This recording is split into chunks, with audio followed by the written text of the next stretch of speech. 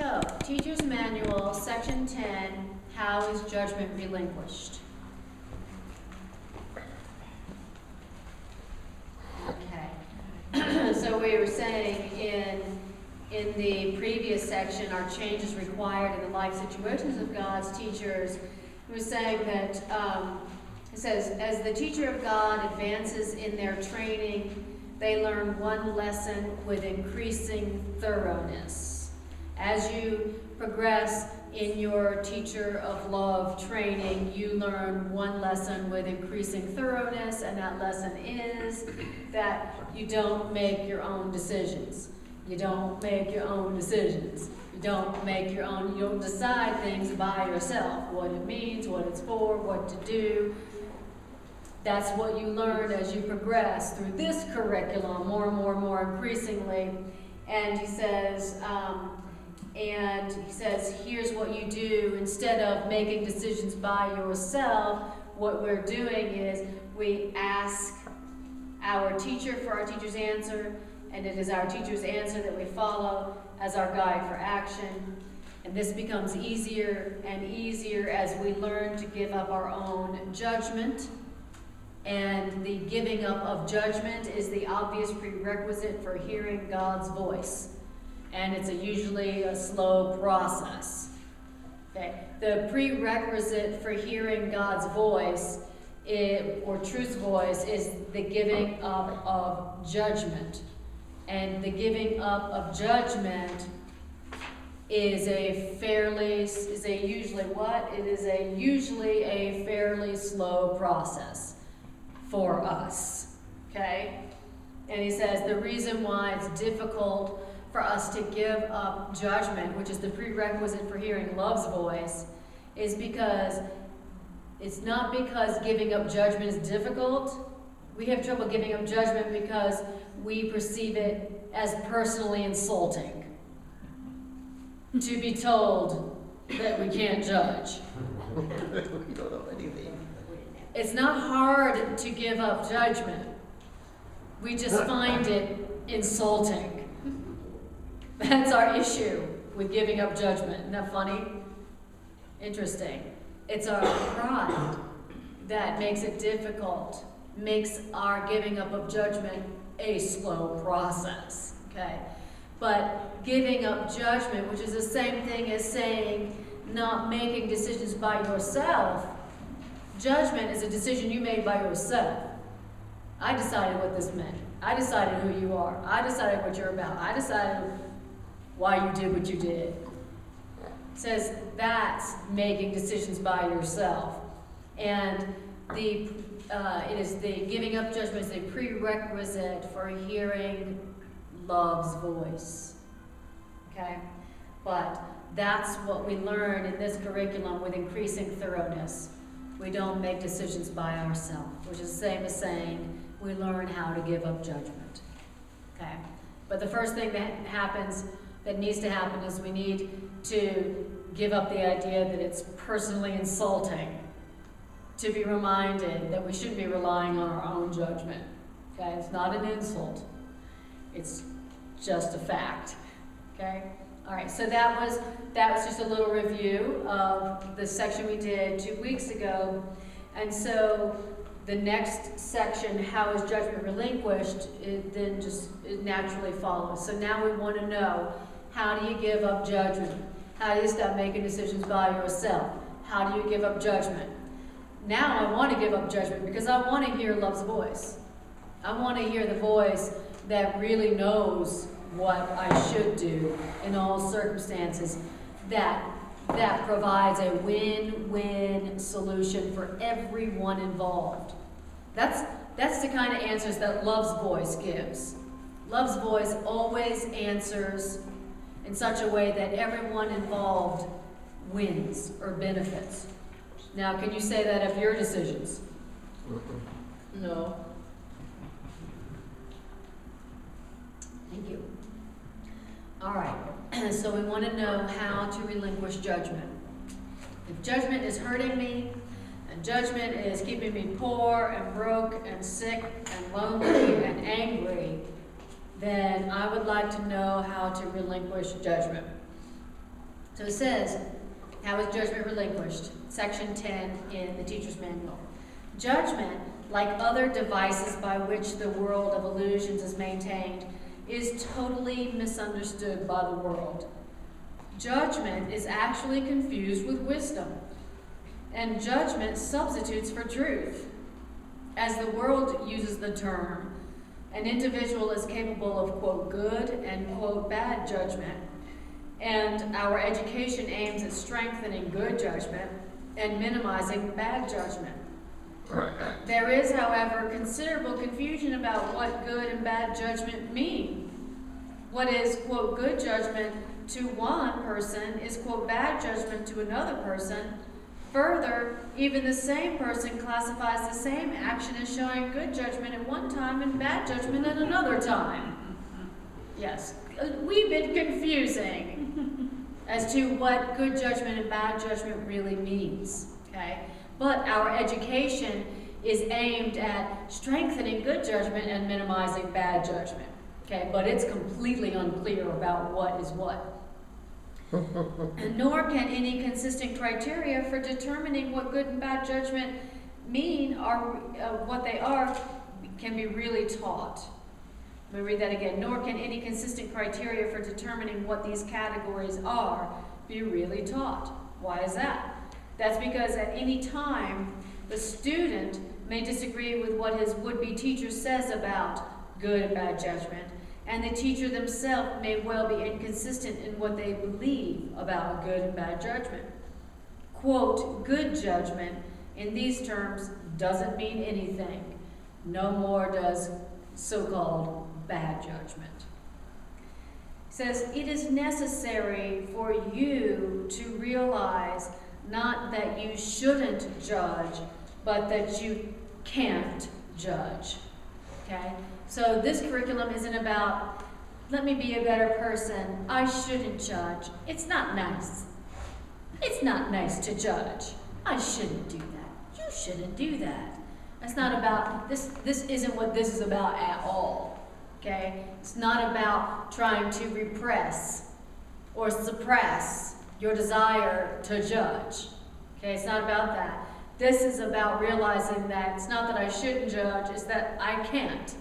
I can't. In this situation where I'm upset, in this situation where I'm angry, in this situation where I want something to happen, I can't judge. Not that I shouldn't judge that person, but I can't. And the reason why is because, and so in giving up judgment, you are merely giving up what you did not have. Wow. To say, hey, I can't judge. You're giving up what you didn't have. Wow. And so really you're giving up an illusion, or better, you have an illusion of giving up. Really, when you give up judgment, you have actually merely become more honest.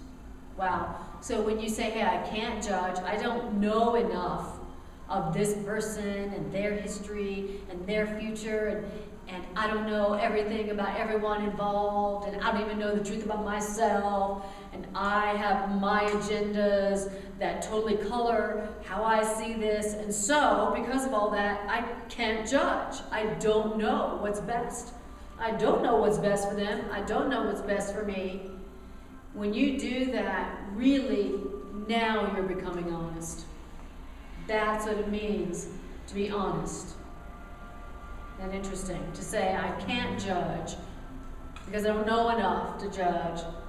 Now you have merely become more honest. Recognizing that judgment was always, always impossible for you, you no longer attempt it. Judgment has always been impossible for me.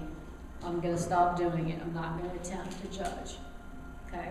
Remember, judgment is I'm assuming the right to determine your reality as I see fit. Okay? That's what judgment is. I'm assuming the right to judge your reality as I see fit in this moment, in this particular moment in which which will be different in a few minutes. Okay? That's what judgment is. I know what this means. I know what you mean. I know what your motivation is.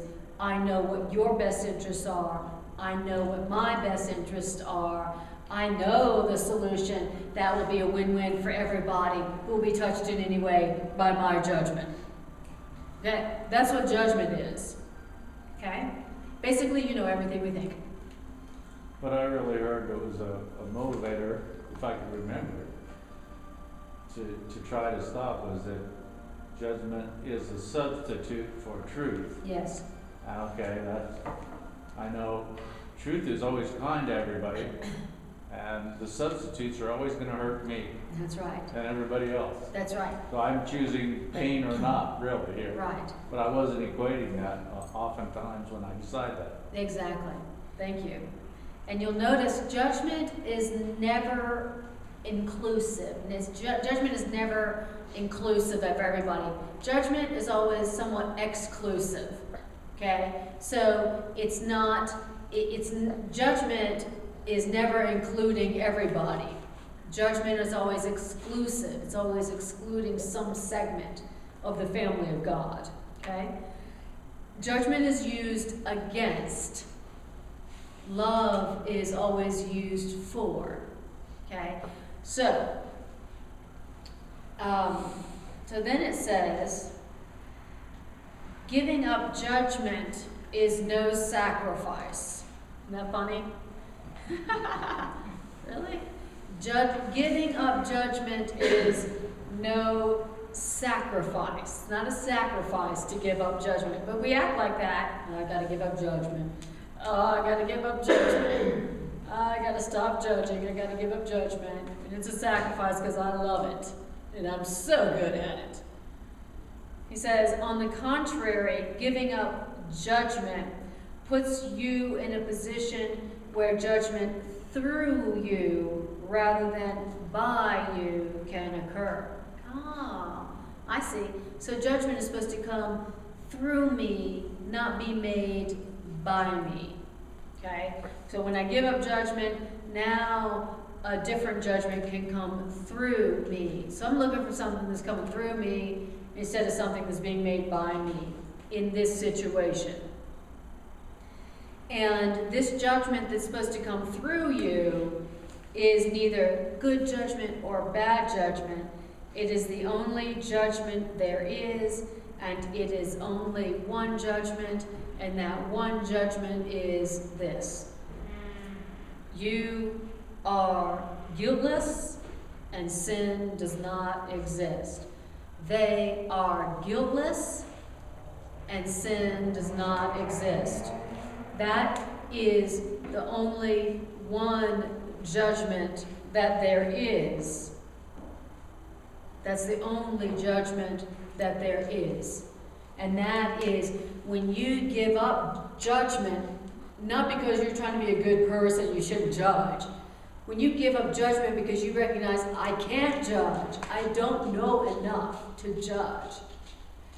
At that point, now judgment can come through you, and there will be only one judgment. It won't be a lot of different judgments that are coming through you. It'll be one thing and one thing only, and it will be this. That person is guiltless, and there is no sin. And it will be, I am guiltless, and there is no sin. Wow. And that's the only judgment there is to be made. That's the judgment of Holy Spirit. Okay? That's the correct judgment. The correct judgment, there's only one of them. Right? It's not changing all the time. Holy Spirit has one judgment, meaning Holy Spirit has one decision, one truth about everybody and you. And that's what it is. You are innocent. You are guiltless. And sin doesn't exist. That's it. Okay? And that's something that will come through you when you're not having judgment made by you. Is this cause and effect? I mean, you can't be guilty because there is no sin. Right, exactly. That's all. That's right. It's like a circular statement. Yeah. Exactly. And when it says, you are guiltless and sin does not exist. When it says sin does not exist, what it's saying is that there is nothing you could do that could make you unworthy of love. Nothing. That's what it means when it says there is no sin. Sin is this. What you did, makes you worthy of destruction. I'm so sorry. What is that bad? What you did can't be undone. What you did has changed the whole universe of love into something scary. And it can't be reversed. Wow, so you're going to hell. Right. That's sin. Sin is your mistake, and your ego is so powerful. It's more powerful than love. It destroyed love. Not even the loving universe, not even the all-powerful creator of this loving universe can reverse what you did. Wow, you're special. That's some serious specialness. But that's what sin is, according to the way that we've defined sin. You know, sin is a mistake that cannot be undone, for which your destruction is inevitable. Sorry. Too bad. Wish you hadn't done it. Oops. You know, that's what sin is. So to say you are guiltless and sin doesn't exist means you're guiltless because you cannot change everlasting love.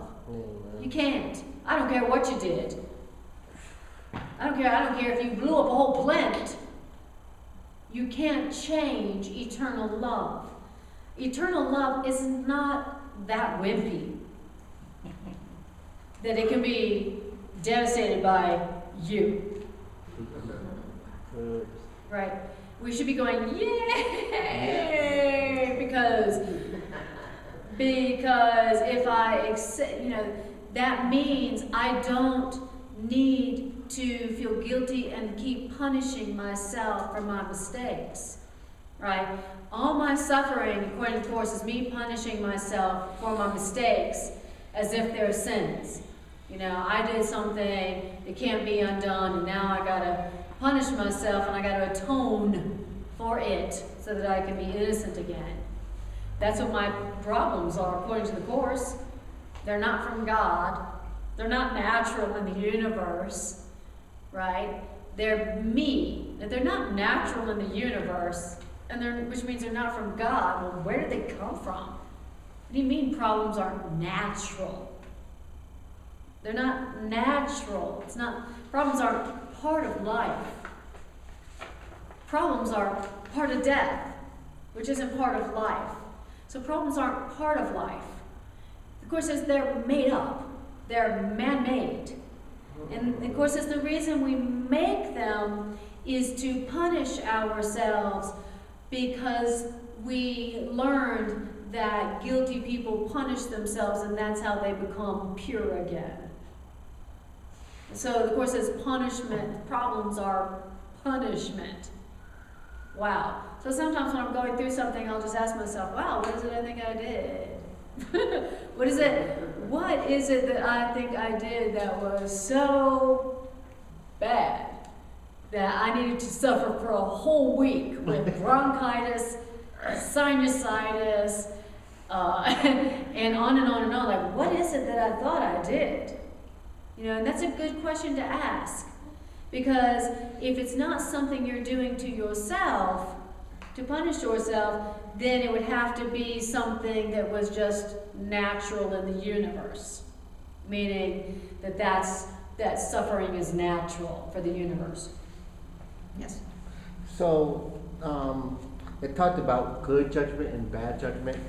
I had a situation where I got into an argument with this person because he was saying that we need to fear God and the fear of God, and you need to fear God. And so I wanted to make him wrong. And I wanted to tell him that no, God is love, and that, you know, it's him wanting to be right, you know, because he's like putting all these scriptures on me, you know, and I was like, so you just want to be right rather than happy, you know. But I saw this, when it talks about good judgment, I thought I was using good judgment. Right, indeed. Because I was like, but now I'm recognizing that I was just wanting to make him wrong. Exactly. I wanted to make him wrong. And Exactly. so, even now, like, I don't know, like, so then how would I respond? By saying to yourself, by reminding yourself that you cannot judge that situation. You cannot judge. You really, and once you remember the fact that you cannot judge yourself or them or the situation, now a judgment will come through you, and that judgment will be, you're not guilty, nothing happened. He's not guilty, nothing happened. To say there is no sin is to say nothing happened. And that's the truth. That is the truth. If it is not loving, nothing has happened, right? Because why? Because only love is real. Only love is what's happening. Only love is what's going down, and everything else is just a call for it. It's either a defense against it, or it's love. It's either love or a defense against the love. It's either love or a call for love. Okay? So to say there is no sin is to say what you think you did could never occur. You think maybe you changed his reality, and maybe you changed his reality or your reality by arguing with him. No, nothing happened. You know, he didn't change your reality one bit. You didn't change his reality one bit. It's all still as God created it, which means nothing happened. The only thing that could have happened was trying to say no to what's so. That's the worst you could do. That's the worst anybody could do. And you can't say no to what's so, so really you're doing nothing. The Course says, much has been, but nothing's happened.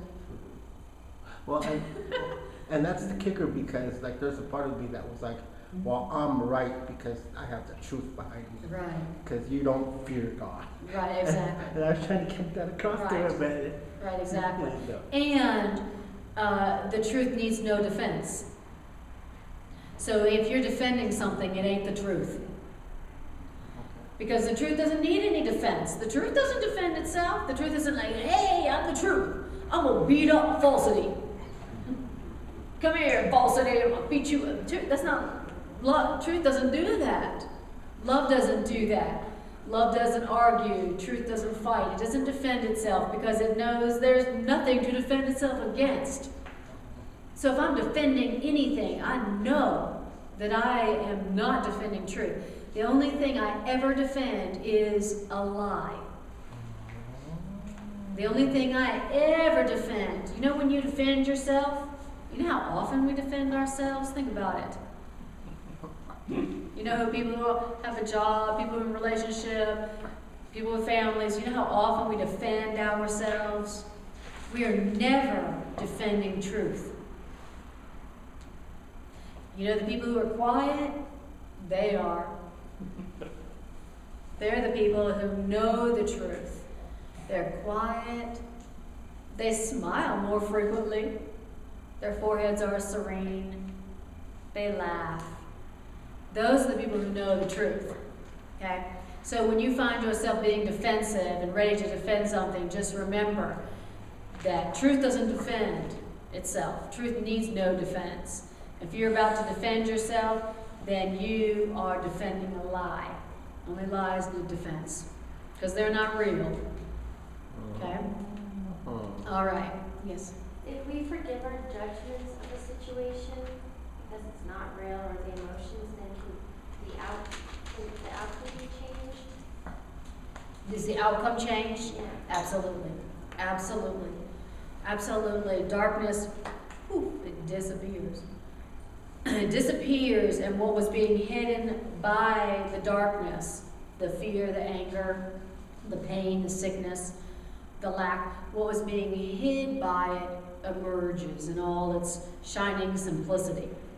That's what happens. That's what happens when you don't defend yourself against illusions and you don't defend the truth, then what the ego was hiding just emerges, like what the Course says, in a shining simplicity. All because you didn't try to defend. Yeah. So we've all did many times what he just referred to. Indeed. Defend what we thought was true. Indeed, defend the truth. Is that where, so when you say we're defending a lie, that's where we've forgotten that truth can't be hurt. That's right. We're defending our belief. We think somehow it can be hurt, or we would feel the need to. Exactly. So If you think truth can be hurt, you don't know truth, and you need to close your mouth. Close your mouth and pray.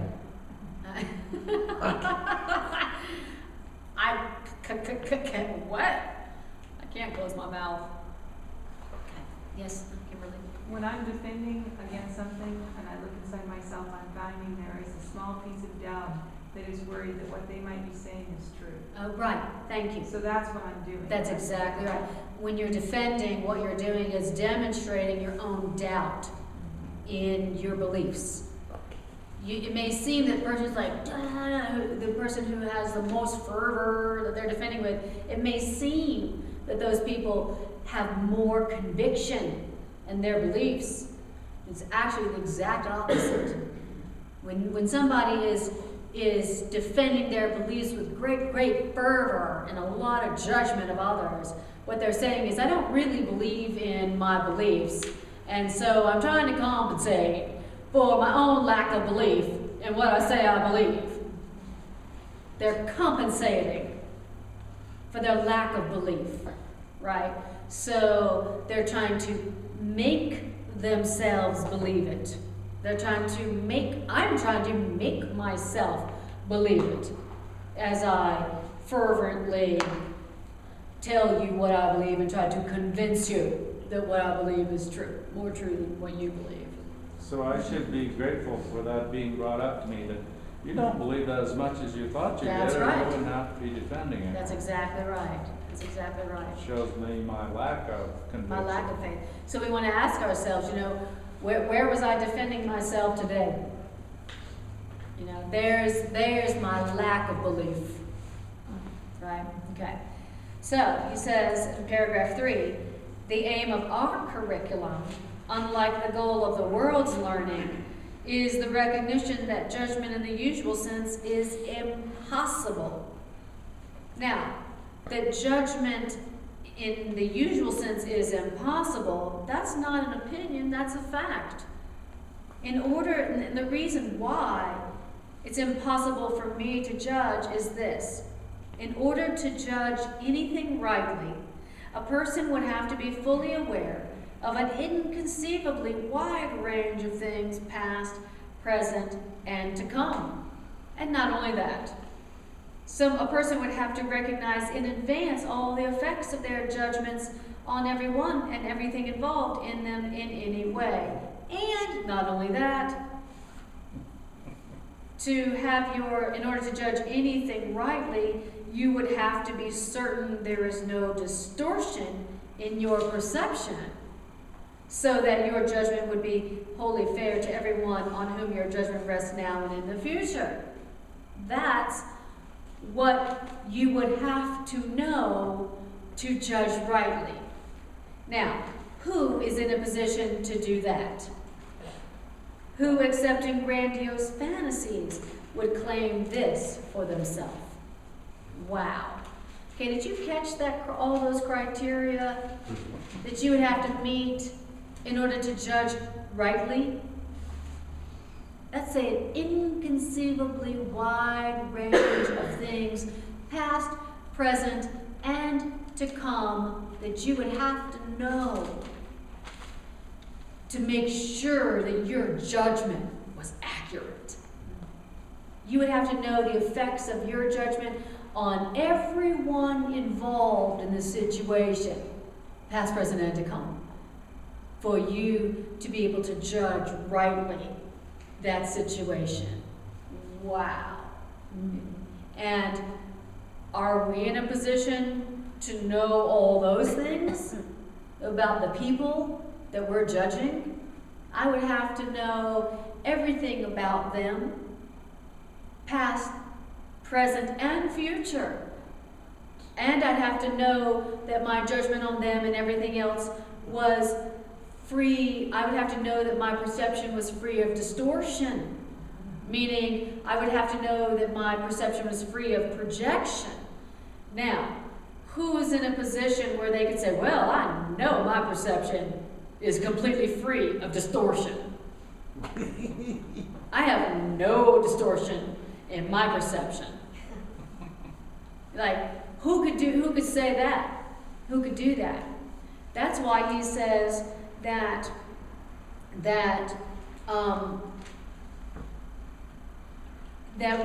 our goal, the aim of this curriculum is to recognize that judgment for us is impossible. Impossible. Not bad, not good, just that, sorry, I just don't have enough information, and my perception is not free of distortion, meaning my perception is not free of my wishful thinking. Not even close. In order to judge correctly, you got to be free of all your agendas. When has that happened last? I had a perception that was completely free of all my agendas. When was the last time you had one of those? I was sleeping. Yes.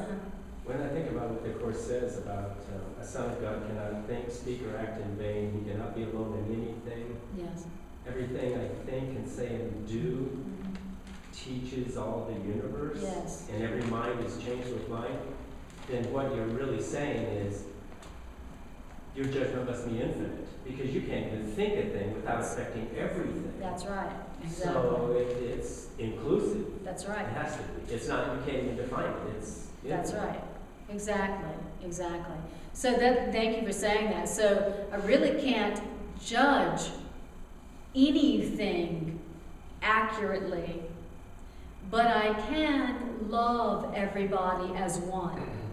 Because love is something that cannot be contained. The minute that you birth a loving thought, the Course calls that your creations. The minute you birth a loving thought, which means choose a loving thought, it goes out and it goes everywhere. But a judgment is exclusive. A judgment is separative. It's on one thing at the exclusion of others. That's how you can tell the difference. Why don't you just call it preference? Well, it's still a judgment. Well, what's wrong with that? Nothing if you recognize that that's indeed all it is, instead of presenting it as the truth or the right way.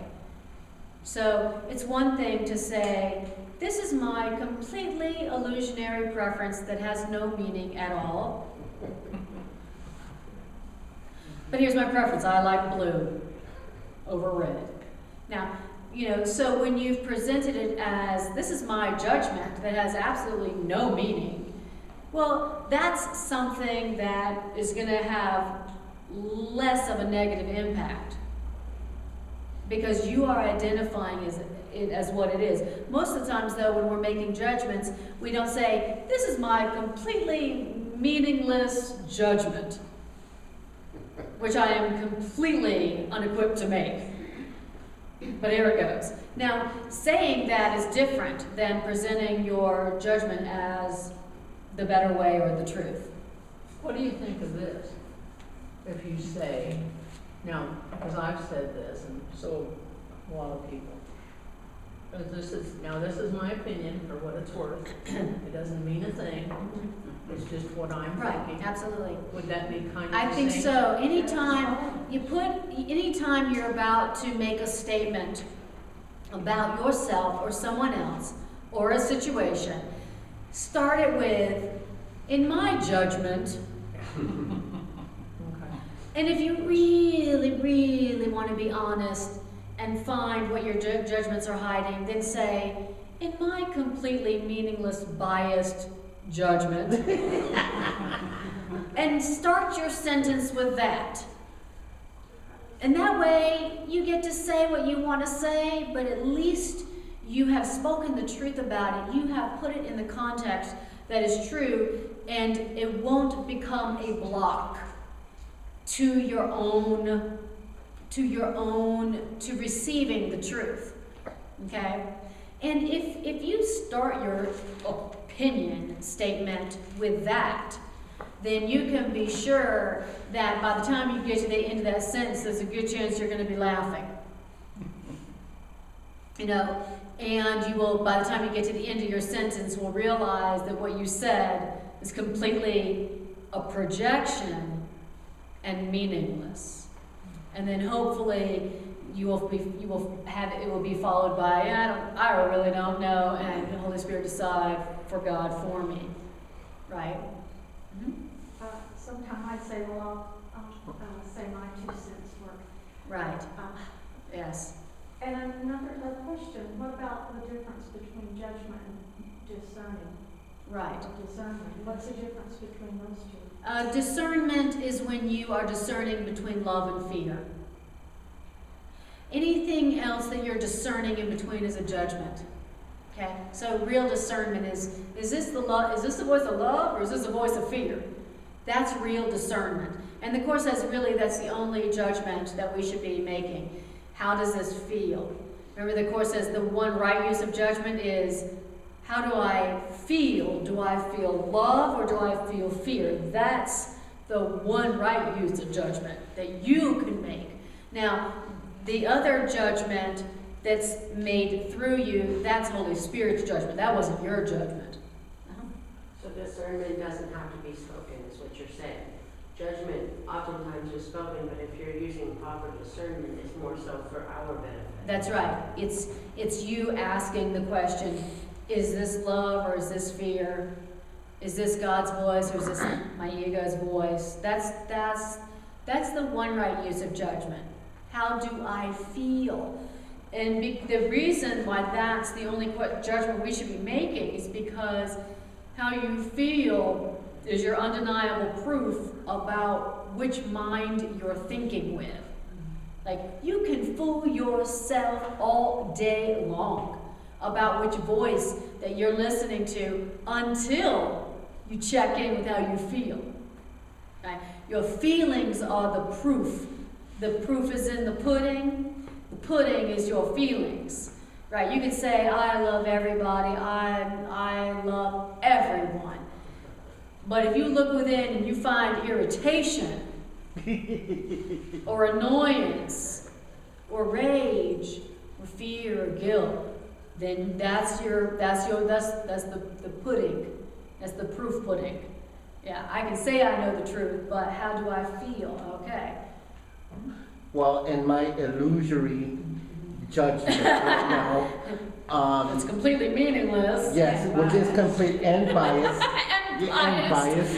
How, like, I am feeling judgment towards Todd Aiken, who was talking about legitimate and illegitimate rape. I know. And I just even thinking about that infuriates me. Yes. And so, do I just see that as a call for love, or? Indeed. Yes. Your call for love. Okay. Yeah. Because there have been plenty of times when we have revealed our ego quite embarrassingly also. Okay. You know what I'm saying? That we've revealed our ignorance, plenty of times where we spoke and people were like, oh my God. And then as we heard their feedback, we realized, wow, I had a prejudice in there. I had a bias in there that I wasn't aware of till I opened my mouth. Okay. That's happened plenty of times to us as well. So, there have been plenty of times I've opened my mouth and revealed my own ignorance too. And then people were like, you have no idea what you're talking about. And I was like, oops. Oops. So that judgment of how I feel really isn't judgment as we think of it, it's more just an assessment of the effects. But Yes. after you listen to one voice or the other, how did that make me feel? It's really, that's the effects of things. That's right, It just shows me what I chose. that's right, exactly. And it's just, because I think that's a difficult one for all of us, because our ego is always trying to sound like the voice for truth. You know? Exactly, exactly. Like I said, you know, we are so ingenious at being able to deceive ourselves. Well, I believe this, and I believe that, and I know this to be the truth, but then you check in with your feelings and you ain't happy. You ain't loving in that moment.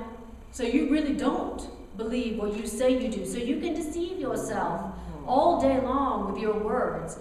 But when you use your feelings as your reality barometer, now you can't fool yourself. I can say, I love everybody. I'm sustained by the love of God. I'm one with everybody. But if I look within and I'm still irritated most of the time, then I know I don't really believe that. I want to, and so I should just say, I would so love to love everybody. I would just love to. That's my goal. Say that, right? Instead of, I love everybody. I know the truth. You know, if you don't fit the criteria for knowing the truth, which is peace, the Course says, truth and peace go together, always, forever. They are never found apart. If you don't have peace, you don't have truth. If you don't have truth, you don't have peace. So, right. So, if you're defending the truth but you ain't happy, you don't know the truth. You don't have the truth in that moment. Peace and truth always go together. And so, if you don't have peace, you don't have truth. If you don't have truth, you don't have peace. Now, if you remember that, then you can't deceive yourself anymore. You won't deceive yourself anymore. You won't be like, well, I know the truth, and you should listen to me. You know, you'll be saying something like, boy, I wish I knew the truth. And you would receive it because you were honest and you asked. Yeah, Lily? Yeah, I was thinking that, you know, we cannot live for like half an hour without preferences, you know, meaningless preferences. You have to decide if you're going to eat, you know, what you're going to eat, if you're going to have a sip of water or not, if you're going to go left or right. Right. You know, those are, you know, those are preferences. Right, exactly. And you know, you start your day asking Holy Spirit to choose for God for you. But, you know, like the Course also says that, you know, you become paralyzed if you have to stop every time And ask. that you need to go left or go right. And, you know, those are not judgments. They are just preferences on, you know, like what to eat, where to go. The Course does say, though, that our preferences, which are our perceptions, he says perception itself is judgment. He says our perceptions are our judgments. You know, but the difference is that we're not taking those or presenting those as the truth and defending them. No. We're going, I prefer blue because I judged blue to be better, you know, but we're not presenting those preferences as truth to be defended. No. So, but the Course in Miracles does say that projection makes perception, which is really deep. I mean, really, really, really deep. I mean, that's the law of perception. What makes perception? Is it my eyeballs that get the info, that perceive the form and the structure and then communicate it to my brain? The Course says that what makes perception is projection. In other words, I see what I want to see. I see with my eyes what I judge to be worthy of seeing. Isn't that deep? You know, the ego would like to have us believe that you see what's there, and then you decide what it is and whether you like it or whether it's good or bad. Of course, says that is not the way it works. Now, quantum physics also tells us now that what you see is only what you want to see.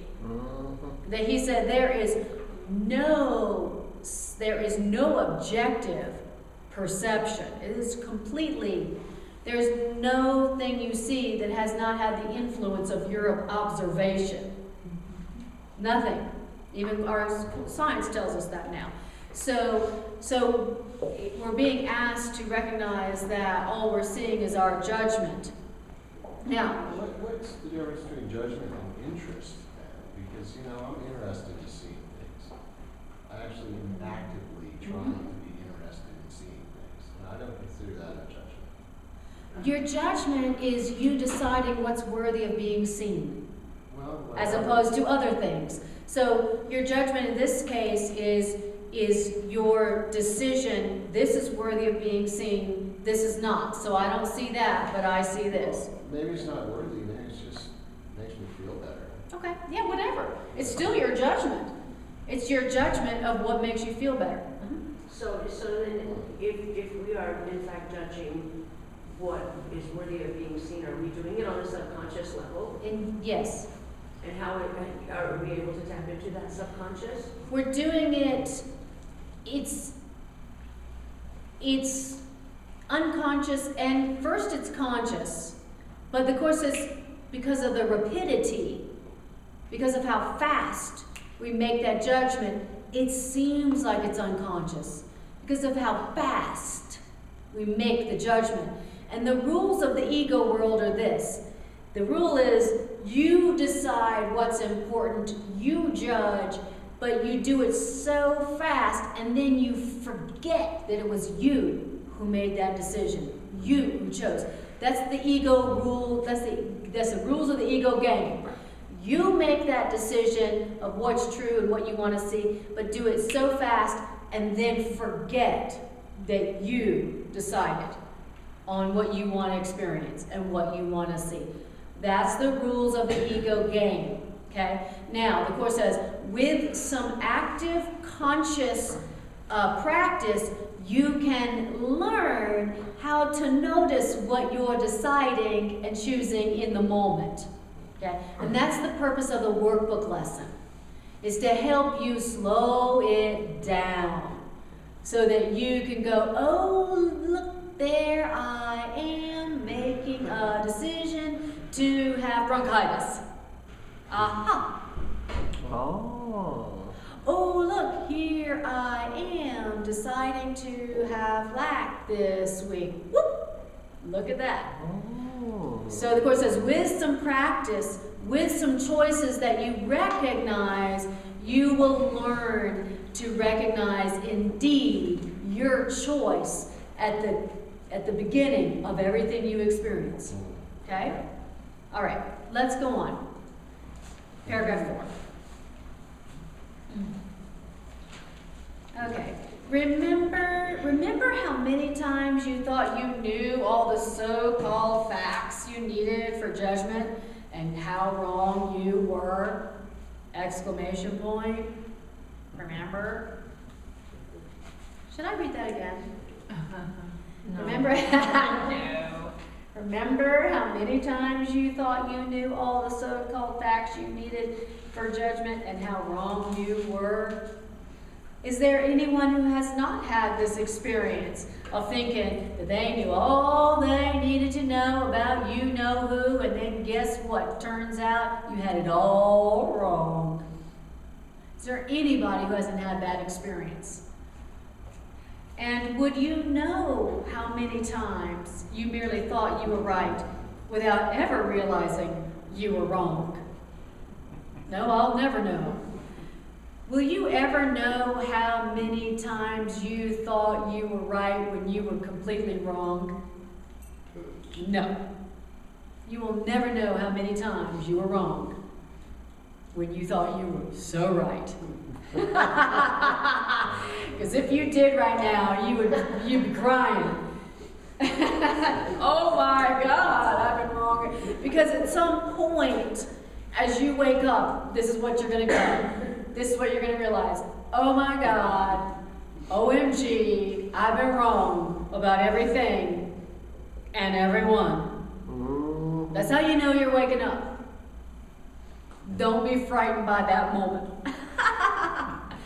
But that's an awareness you have as you wake up. Wow, I have been wrong about everyone and everything. I have. And I'm still safe. I'm still safe. I'm still lovable, and I'm still loving, and I'm still entitled to my inheritance as a child of God.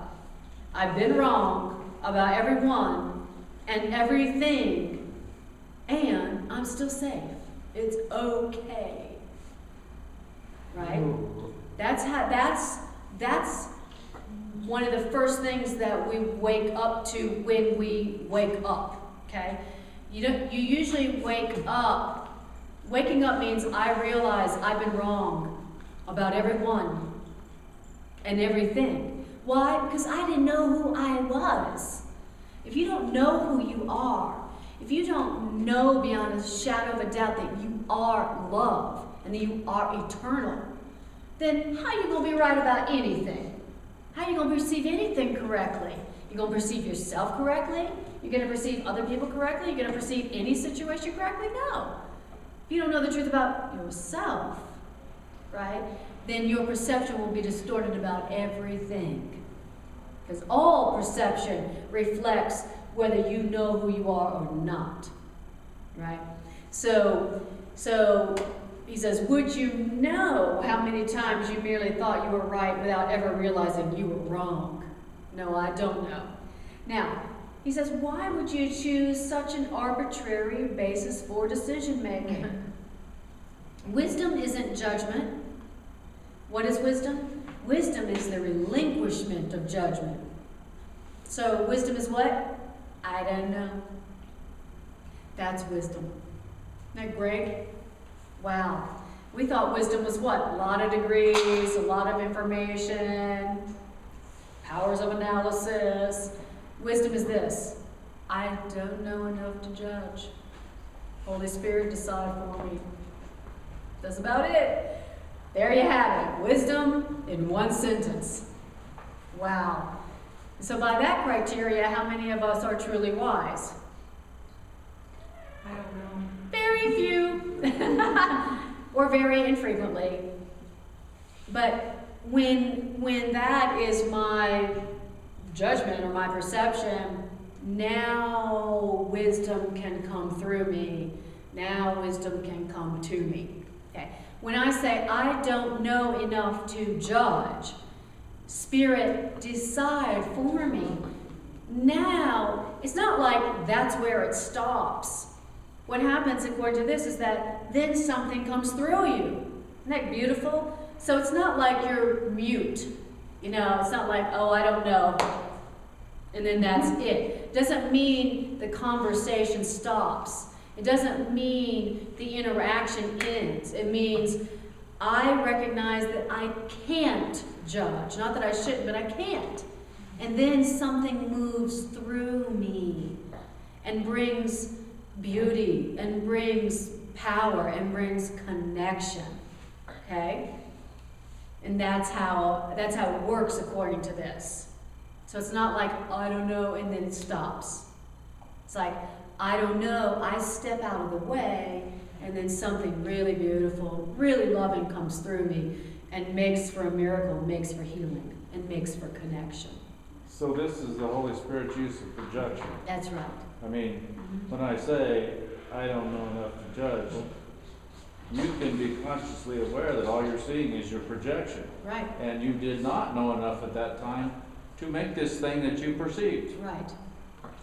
But if you turn to the other voice, and then he projects through you, Mhm. now you perceive how it's supposed to be Yes, from nice, someone who did know enough. nice, indeed, thank you. Wondered how that worked. So he says, wisdom is not judgment, wisdom is the relinquishment of judgment. So, make then only one more judgment. Okay, ready? You get to make one more judgment tonight. All right, isn't that great? Yes. Enjoy it. Make only one more judgment tonight. And that judgment is this. Make the judgment that says, there is someone with you whose judgment is perfect. What does that mean? That means there is someone with you who does know all the facts, past, present, and to come. And this someone with you does know all the effects of their judgment on everyone and everything involved in any way. And this someone in you is completely fair to everyone, because there is no distortion in this someone in you's perception. Wow. So you get to make one more judgment tonight before you leave. Woohoo!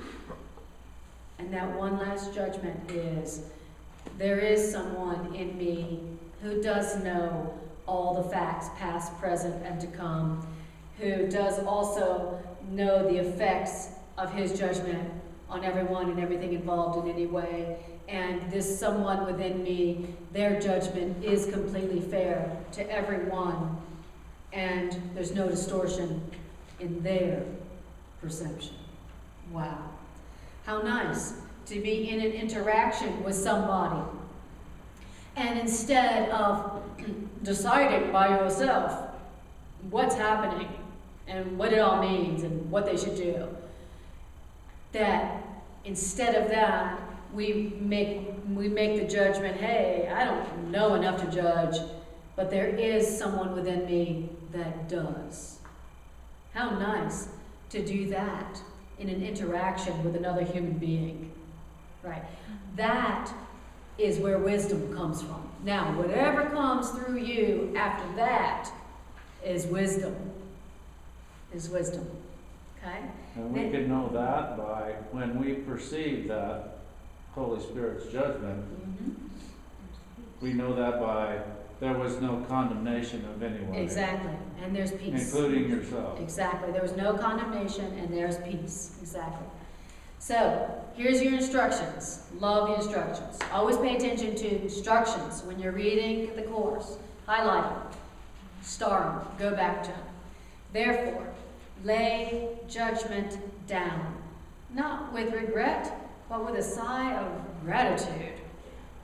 Why? Why should I lay my decision to make decisions by myself? Why should I lay those down with gratitude? Because when you lay down your judgment, you are free of a burden so great that you could merely stagger and fall down beneath that burden. What burden? The burden of trying to decide by myself what it all means and who they are and what they should do. That burden. Know that burden? Anybody recognize that burden? Is a burden. A burden when you've been staggering beneath. You feel like, sometimes you feel like you're staggering, like you got something on your shoulders, and you start to walk like this. You ever get up in the morning and walk like this? Right? Or at the end of the day? That's because you're staggering underneath a burden. When you start walking like this, you're staggering underneath the burden. And the burden is judgment.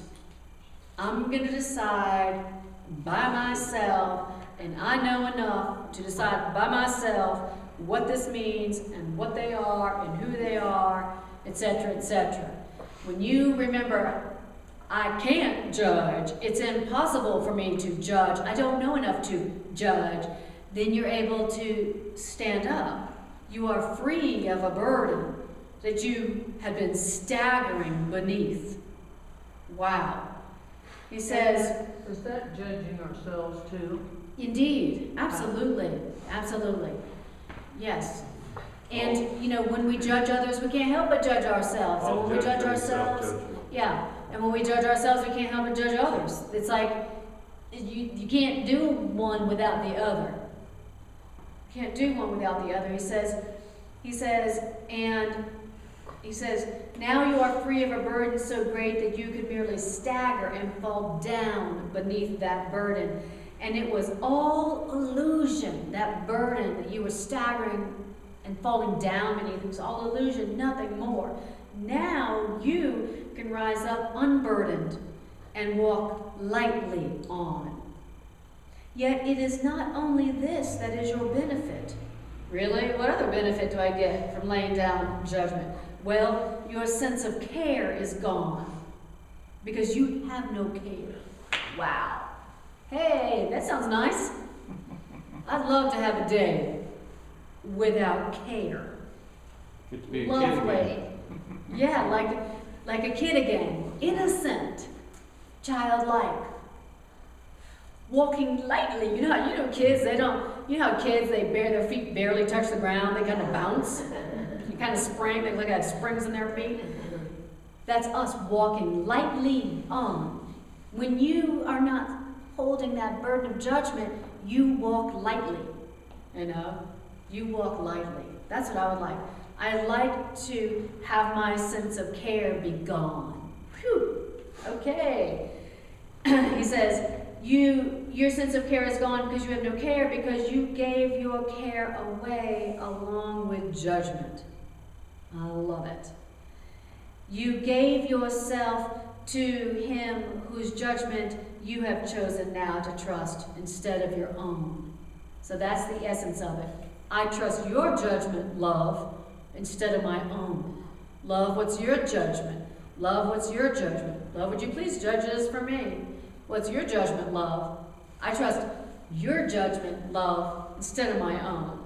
That's the essence of this process. Now, you don't make any mistakes. Why? Because now your guide is sure.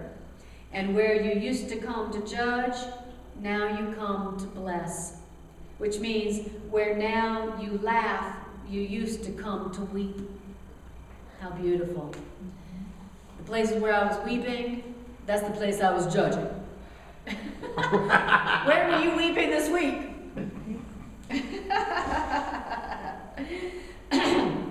Paragraph 6.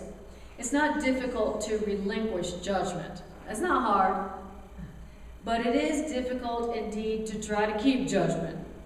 It's not hard to let it go, but it sure is hard to keep it. You have to work really hard. It'd be like you'd be having to carry your burden all day long on your back. It's not difficult to let go of judgment, but it's so hard to keep it. Don't forget that. The teacher of God, lays judgment down happily the instant they recognize its cost. Oh, that's when I lay it down. You lay down judgment happily the instant you see its cost. Oh, I see. The cost of judgment is me feeling full of cares, so burdened, so worried, so full of care. That's the cost of judgment? Ha ha ha, I don't need that anymore. No, thank you. I have happily let it go. I have happily laid it down. And what is the cost of judgment? Well, all the ugliness you see is judgment's result. Just in case you were wondering, what's the result of judgment? All the ugliness you see. Wow, where did that come from? Judgment.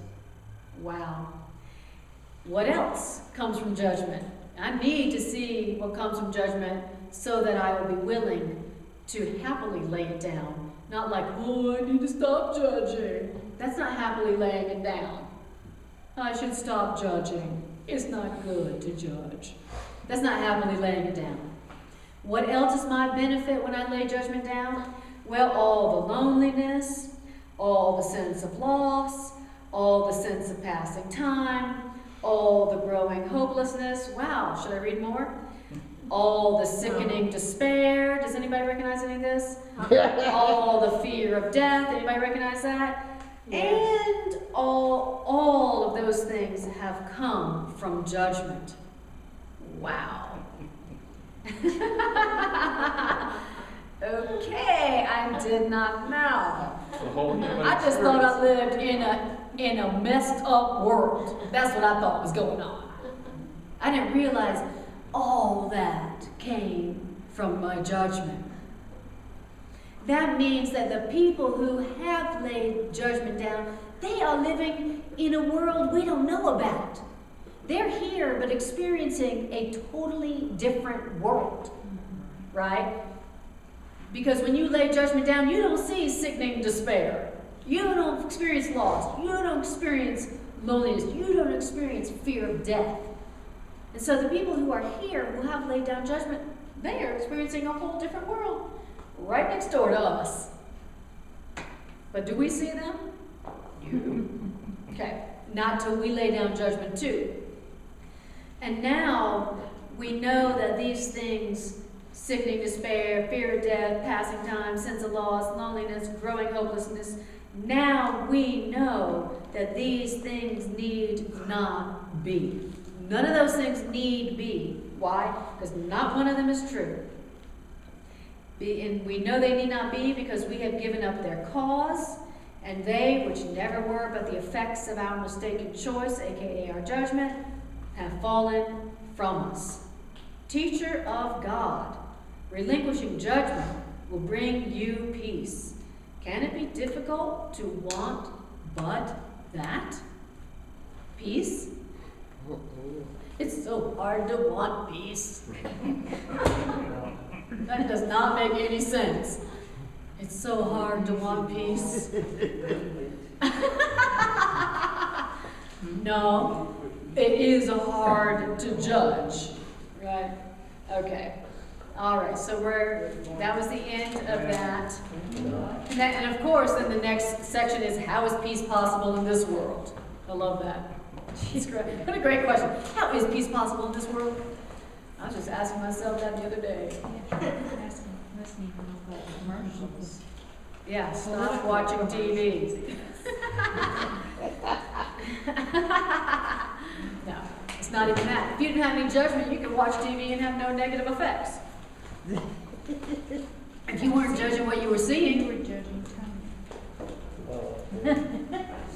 but that's a good part of why we watch TV or watch other people's drama, is to have something else to judge. Yeah.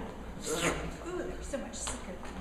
I love things that make my despair, my sickening despair grow. Woo! So we have an I appetite. love my loneliness and sense of loss and passing time and growing hopelessness and fear of death. So we have an appetite for this then. That's right.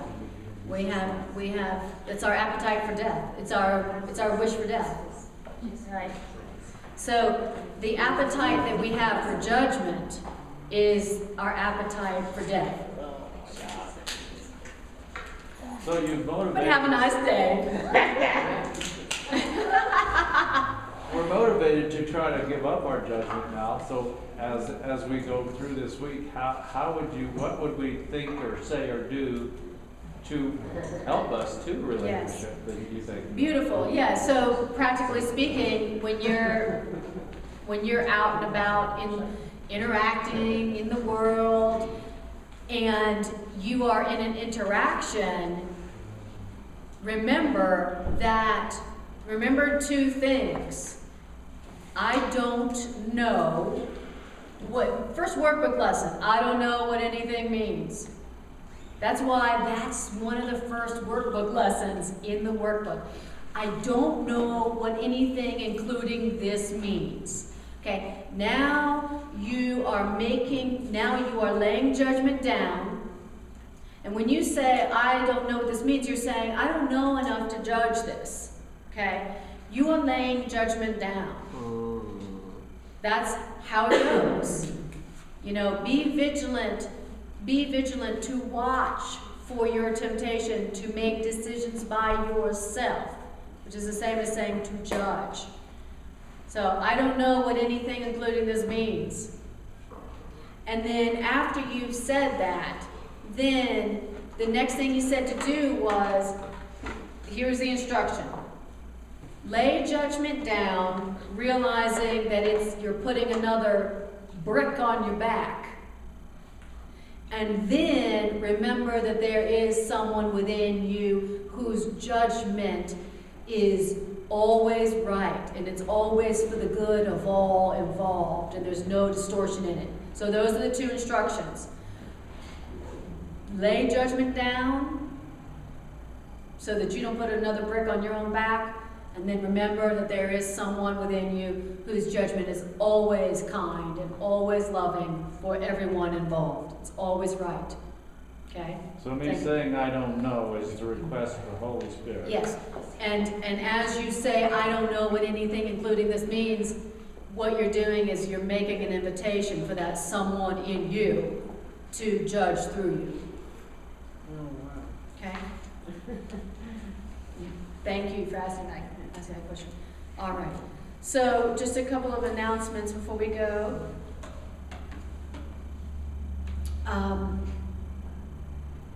We're holding our next Dialogue Cafe here on September 13th. And here is where we learn how to practice forgiveness through communication with other human beings. So the Imago work provides us with these dialogue techniques that enable us to practice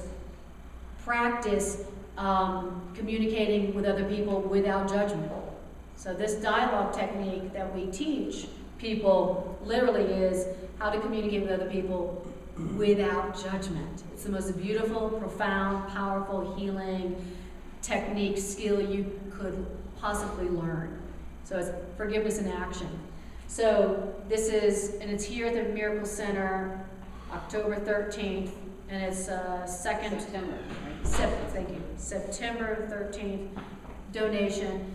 You can bring somebody that you are in a pair with, whether it be family member, romantic partner, business partner, friend, or you can come by yourself.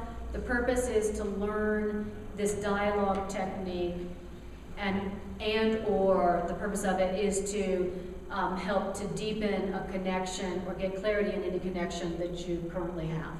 Okay? So take one of these if you would like info or a reminder, and they're right here. All right. So now we're going to do our closing meditation. And all right. So close your eyes. And just breathe.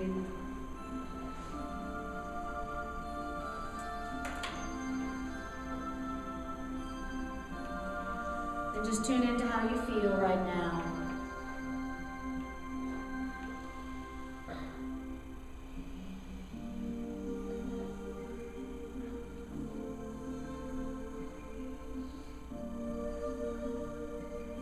How does it feel to have heard these ideas tonight?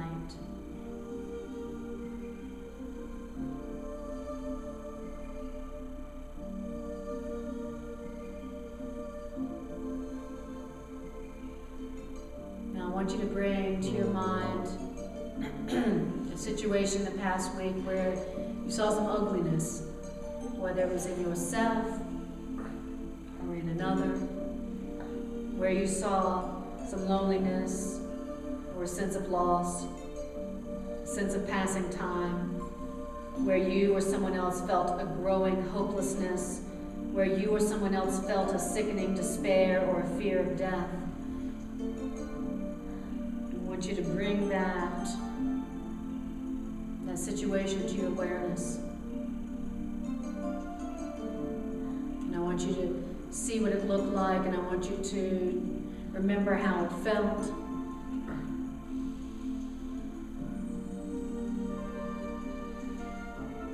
And I I want you to tell yourself, as you look upon this ugliness, this came from my judgment. This came from my judgment.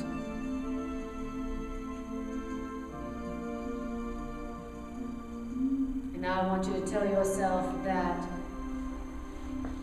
those things need not be. This need not be. This sickening despair, this growing hopelessness, this sense of passing time, this fear of death. It need not be. It's not true. Tell yourself, this sense, this ugliness need not be. It's not true.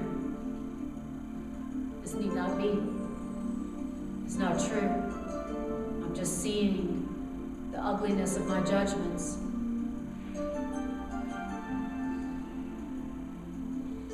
I want you to tell yourself, this is just the effects of my mistaken choice. All I'm seeing is the effects of my mistaken choice.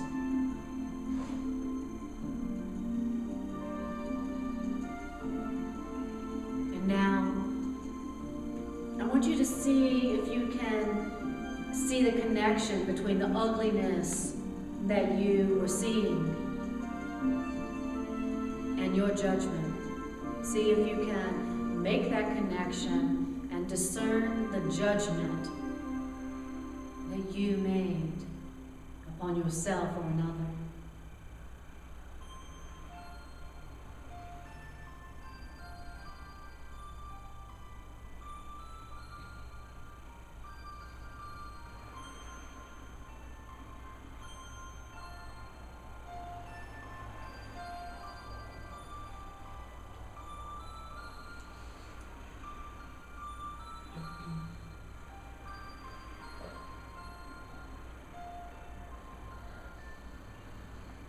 And now I want you to practice making the decision to lay your judgment down. In this situation, I don't know. I don't know what anything means. I don't know what's happening. I don't know what it's for. Lay your judgment down. I don't know enough to judge in this situation. Lay it down. Take that burden off your back.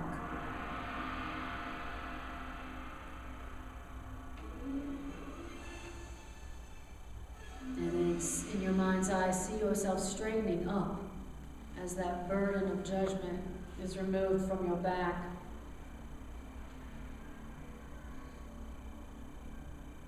And then remind yourself, I don't know what this means. I don't know enough to judge, but there is someone in me who does know all the facts. There is someone in me whose judgment is never wrong. There is someone in me whose judgment is wholly fair to everyone involved. There is someone in me whose perception is never distorted.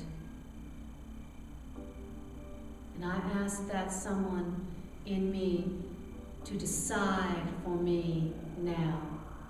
Decide for me. Decide for me, love. Decide for me what it means. Decide for me now, love. And then enjoy that sense of relief. See if you can sense your sense of care leaving you.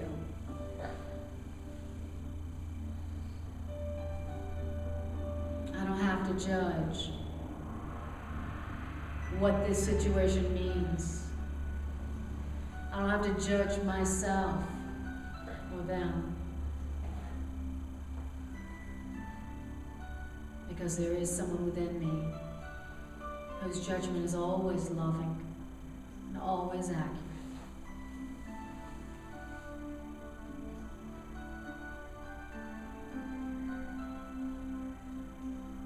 And so now I don't need to care or be anxious. or afraid. And then just breathe in that sense of removing the burden from yourselves. Breathe into a sense of standing up and walking lightly along without your sense of care. And enjoy that sense.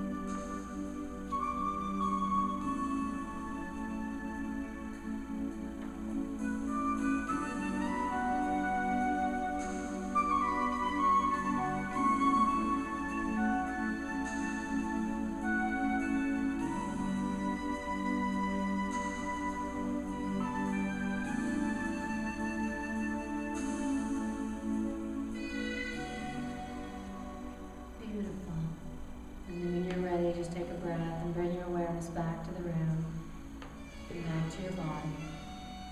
All right. Beautiful. Thank you. Yay, nice work. Give it up for yourselves. May the course be with you.